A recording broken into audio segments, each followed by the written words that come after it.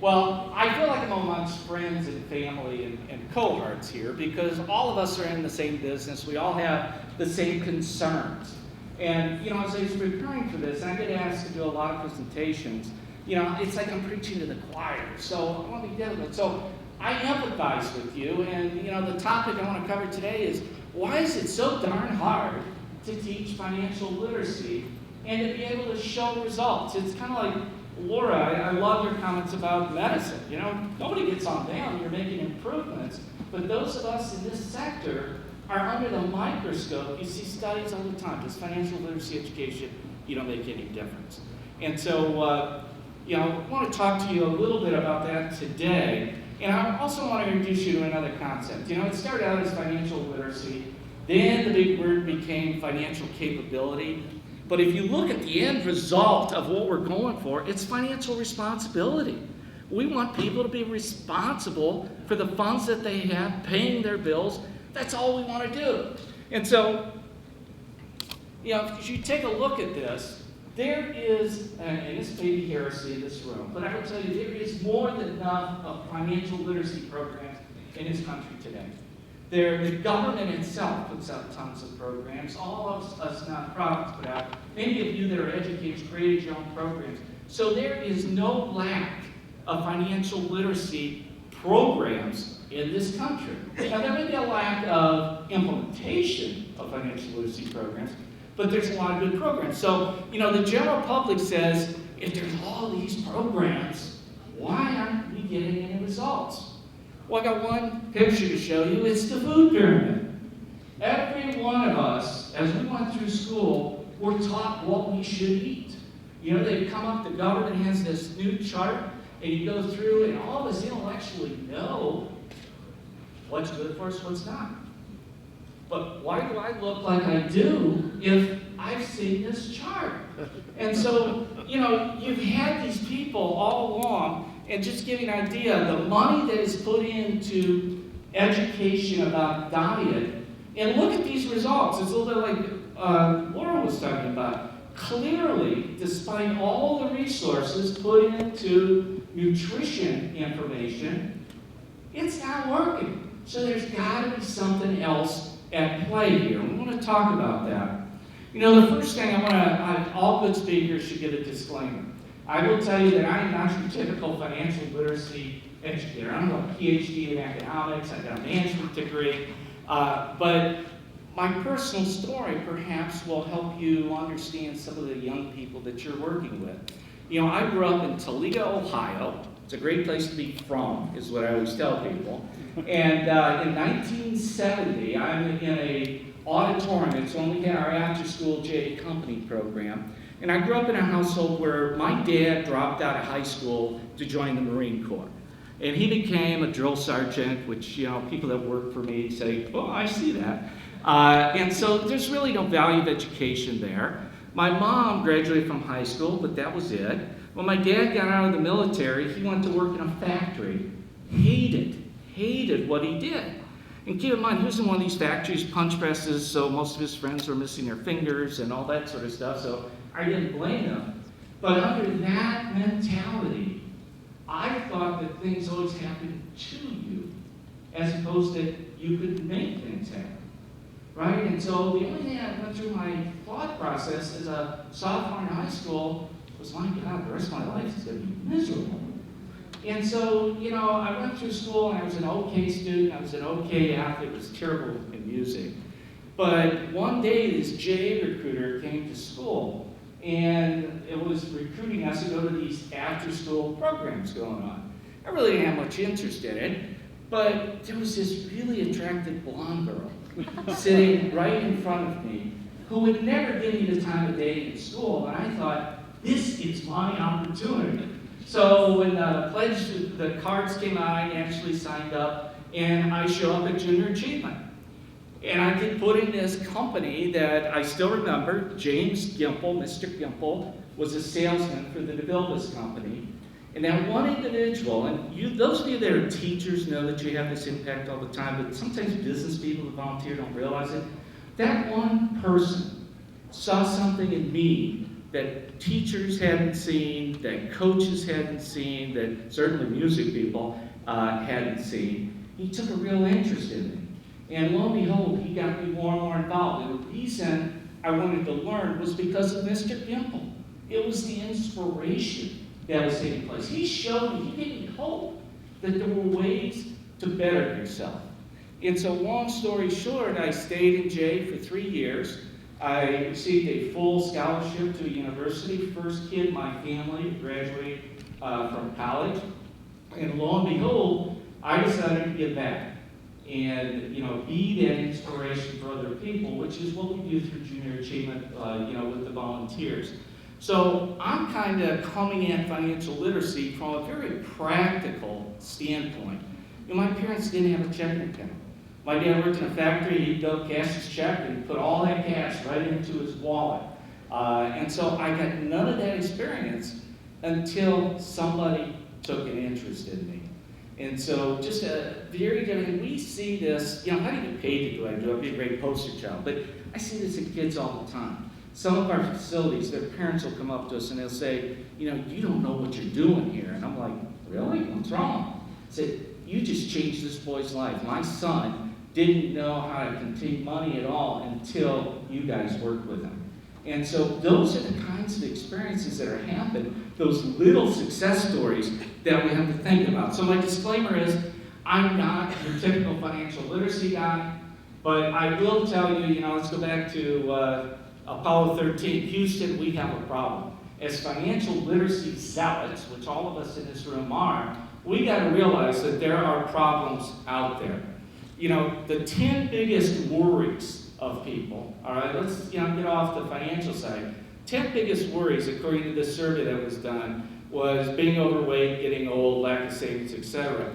When you look through that list, 4 of the 10 are directly related to being able to manage your money, and the whole idea of job security, hey, that's tied into financial literacy as well.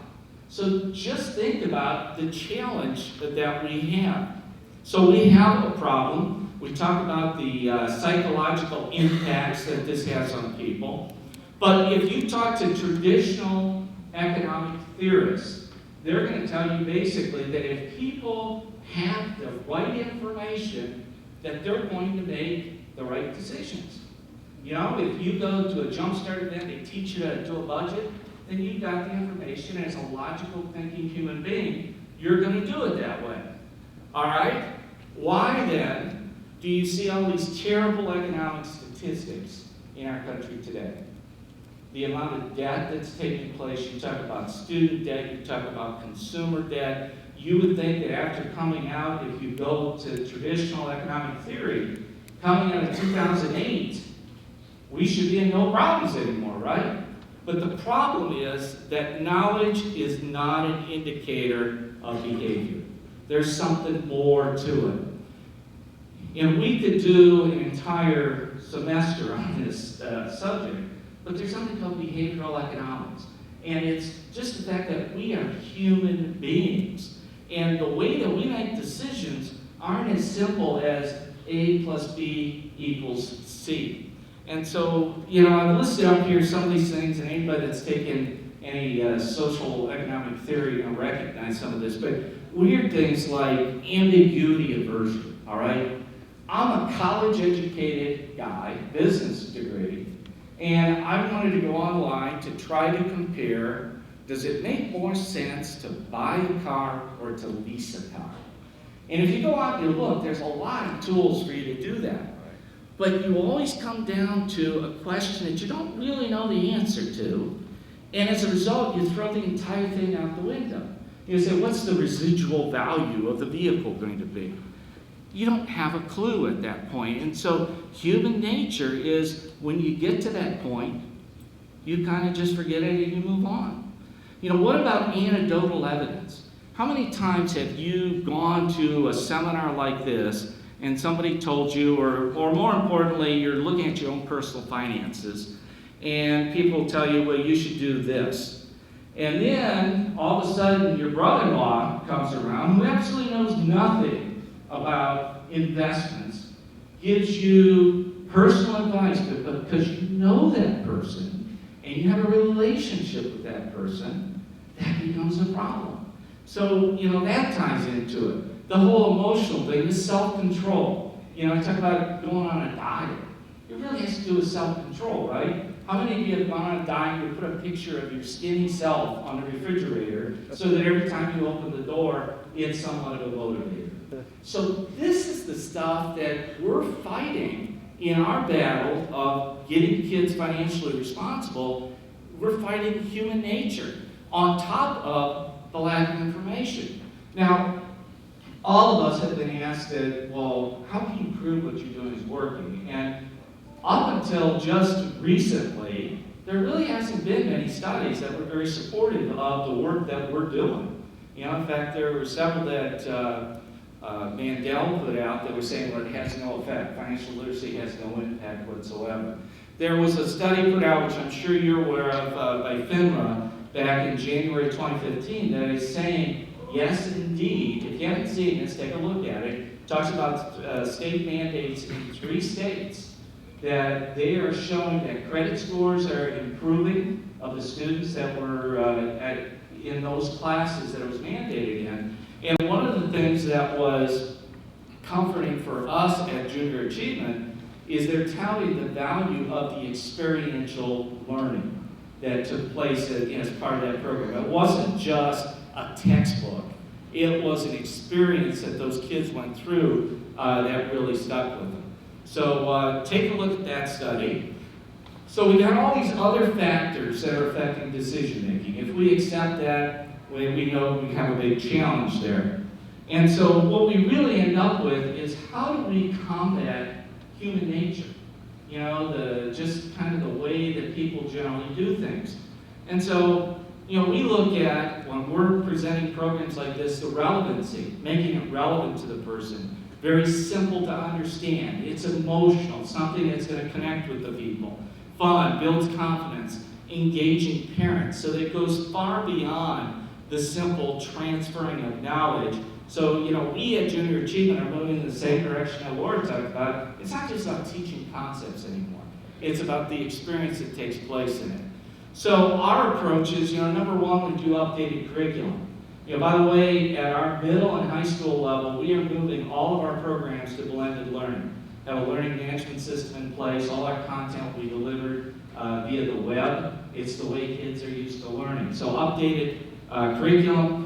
We believe strongly in mentors and role models. And I know that those of you in the classroom, you struggle with it. I've had so many educators tell me that, it's so frustrating. I tell the kids the same thing, and this banker comes in and tells it to them, and all of a sudden, it's gospel truth. And so we have a firm belief that that mentor role model is critical.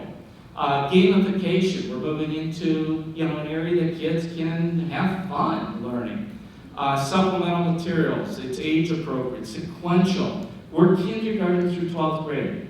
We think that financial literacy doesn't have to wait till middle school and high school. It's got to start young. Role-playing, the simulations that take place. And so, just for those of you in the room that maybe aren't familiar with Junior Achievement, we do more than financial literacy. We actually have 3 pillars. One is financial literacy, one is workforce readiness, and one is entrepreneurship.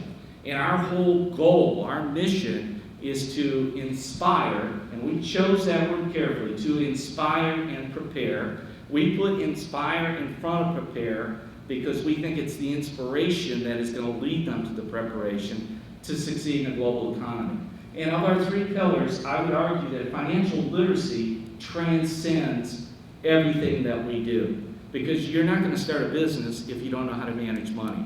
You are not going to be a good worker if you don't know how to manage money. So that's really what we do. And now I just wanted to share with you some tools that are out there free of charge for you to access.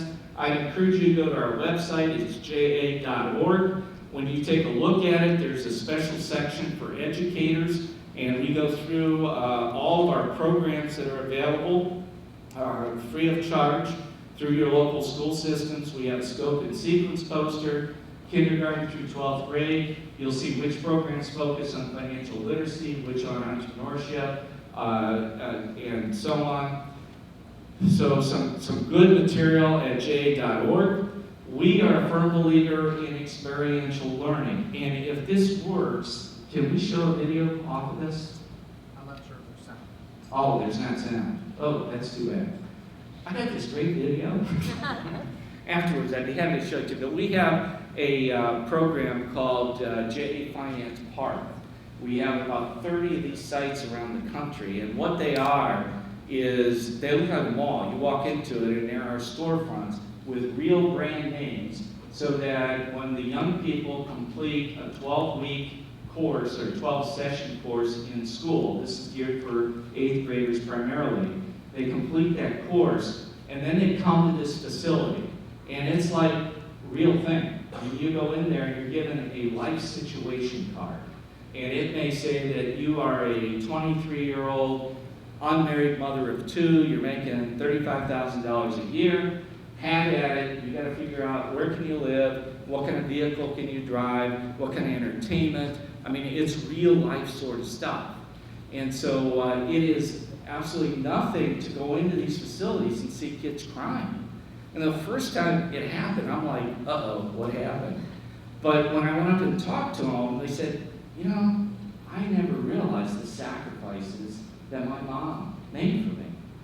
The number one item that we see, we put a chalkboard as they're going out and just say, you know, write down your greatest learning today.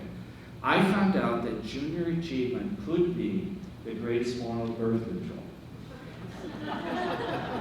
Because what these kids are writing on the board is, I'm never going to have kids, they're too expensive. So, you know, when you get a young person or anybody into an emotional experience like that, it's life-changing. And so, you know, we do not have one of those facilities yet here in Connecticut. I hope someday that we do. There are other avenues that we can reach out, and certainly Lou and our other staff can talk to you about that. But it's a tremendous opportunity.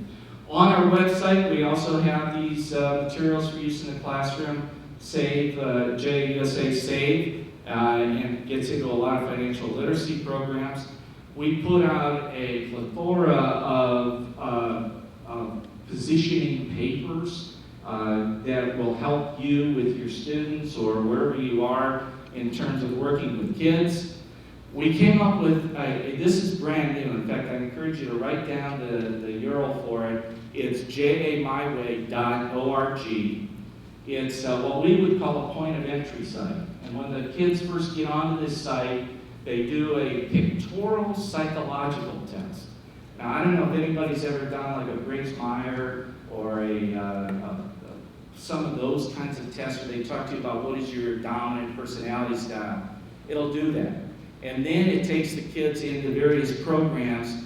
They can talk about their career, their resume, money and business. The one we want to look at is money. And there's all sorts of activities that the students will do that are very real life relevant in terms of being financially responsible. Now this is a big one. And again, if you haven't seen this, it's an app. You can go to the Apple Store, you can go to the Android site. It's called J Build Your Future. We talk about the effect of student debt.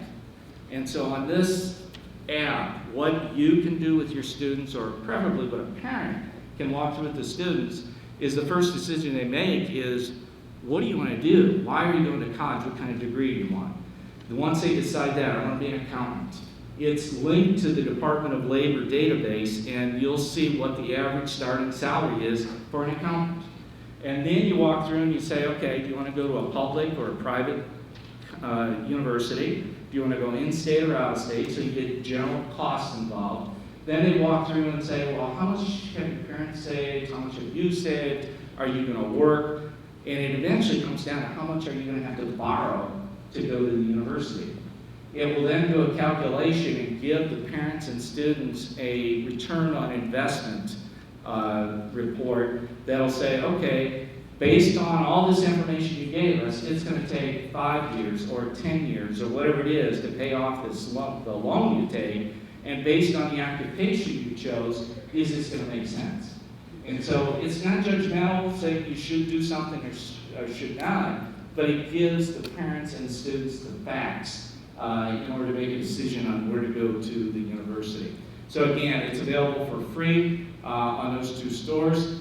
I put up, and I didn't know how good the slides would be, but we have 3 Jade operations here in the state of Connecticut.